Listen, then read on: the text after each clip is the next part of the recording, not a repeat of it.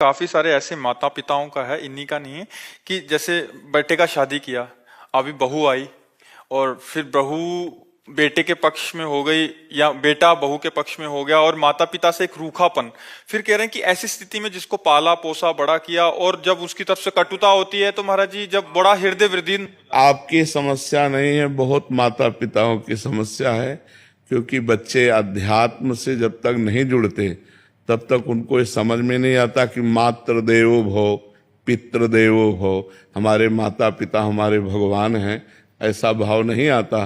तो स्वार्थ में बुद्धि मलिन हो जाने के कारण अभी तो आप चल पा रहे हैं तो रूखापन है, और जब चल नहीं पाएंगे तो एकदम विरोधी भाव आ जाएगा। जब आप खाट पर शौच करेंगे ना और उनको फेंकनी पड़ेगी ना, तब गालियां खानी पड़ेंगी। कोई विशेष श्रद्धावान अपने ऐसे माता पिता की सेवा कर पाता है, नहीं तो बहू सास को पीट रही है, बेटा माँ पिता को मार रहा है लात डंडों थप्पड़ों से। तो ये जो अध्यात्म विहीन हैं, जिन्होंने शास्त्र स्वाध्याय नहीं किया, जिन्होंने भजन नहीं किया, तो उनके अंदर एक आसुरी बुद्धि पलती रहती है।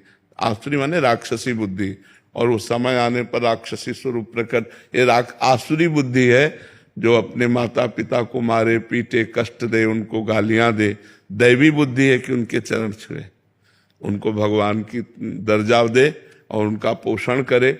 अवस्था जैसे जैसे ढलती जाए तो वैसे दुलार करे, जैसे हमारा दुलार माता पिता ने किया। बेटा और बहू भी तो एक दिन बूढ़े होंगे। हाँ, देखो, अगर हम अपने माता पिता को कष्ट देते हैं तो हमारे जो पुत्र होंगे वो हमको उससे 100 गुना बढ़ के कष्ट देंगे, क्योंकि वो ब्याज भी तो मिलेगा।